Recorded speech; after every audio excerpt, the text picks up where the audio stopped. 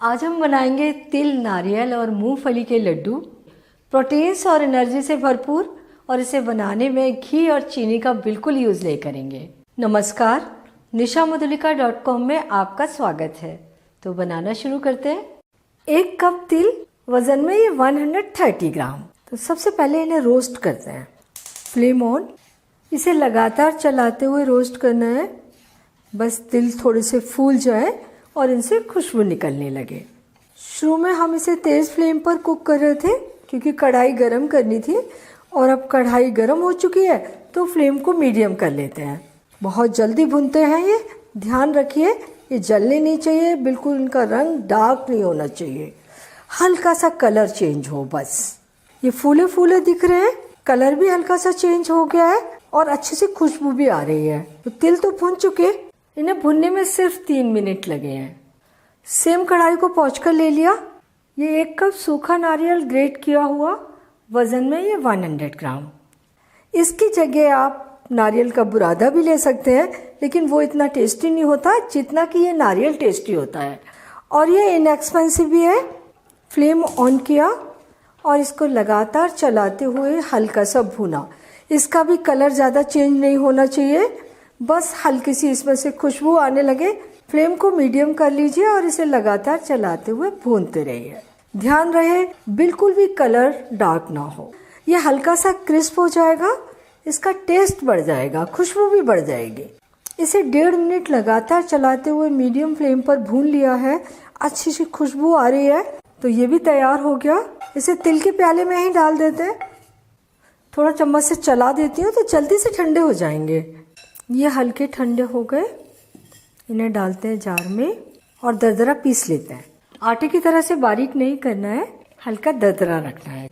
इसे पीस लिया और टेक्सचर देखिए, बस ऐसा ही पीसिए, इसे बारीक मत कीजिए।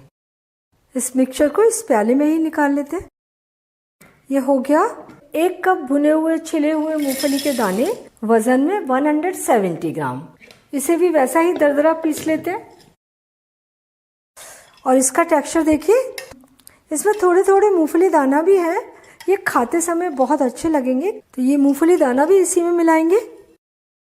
इस मिक्स को मैं दूसरे प्याले में डाल लेती हूँ क्योंकि प्याला मुझे थोड़ा छोटा लग रहा है। अब इसमें मिलाना है मीठा, उसके लिए हम ले रहे हैं गुड़। तो इसको मेल्ट करना है।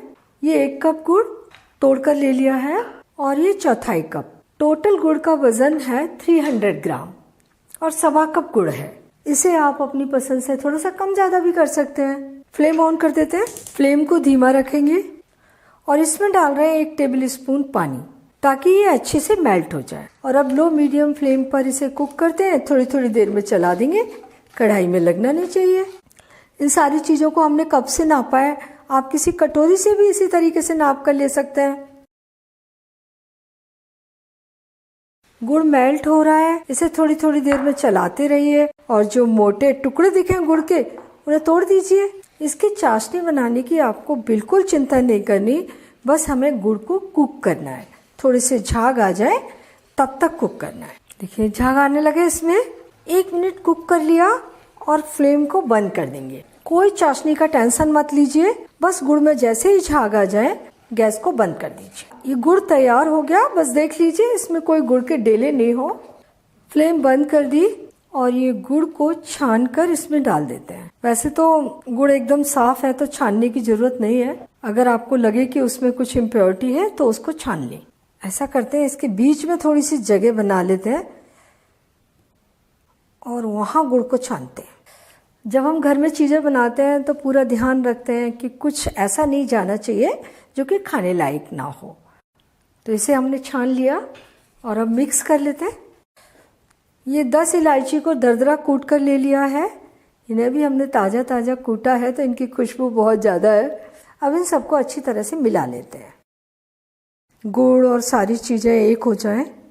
इसे मिक्स करने के बाद ये हल्का गरम है, हाथ से आराम से छू सकते हैं और ऐसे ही गरम गरम में आप फटाफट लड्डू बांध दीजिए। इसे आप छोड़िए मत, अगर आपने इसे छोड़ दिया तो ये ऐसा ही जम जाएगा और फिर लड्डू बांधना मुश्किल हो जाएगा। लड्डू बांधने से पहले हाथों को अच्छी तरीके से धो लिया और थोड़ा सा घी लगा लिया। लड्डू बनाने में हमने बिल्कुल घी का यूज़ नहीं किया है, लेकिन बांधने से पहले हाथों पर लगाना बहुत ज़रूरी है, क्योंकि ये हाथों पर चिपकेगा।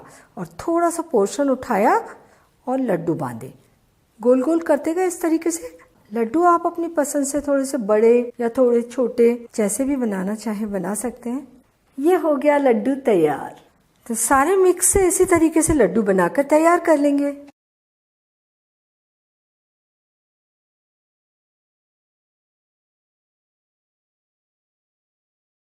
लड्डू बनाकर तैयार कर लिए। इतने मिक्स से हमने 19 लड्डू बनाए हैं। प्रोटीन्स और एनर्जी से भरपूर लड्डू तैयार हैं। इनकी सेल्फ लाइफ बहुत ज़्यादा है। एक बार आप बना लें, पूरी सर्दियों तक रखकर खा सकते हैं। और ये लड्डू आप अपने परिवार को एक रोज़ाना खिलाइए, ये उनकी इम्यूनिटी को बढ़ाएगा और इन्हें बनाने में आपको कोई दिक्कत नहीं आएगी।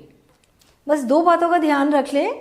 एक तो जब तिल भून रहे हैं तो इन्हें ज़्यादा नहीं भूनना है, जैसे ये हल्के से फूल जाए बस तिल भून गए। और दूसरी बात, जब आप गुड़ की चाशनी बनाएंगे, गुड़ घुल गया, हल्के से झाग आने लगे, चाशनी तैयार हो गई।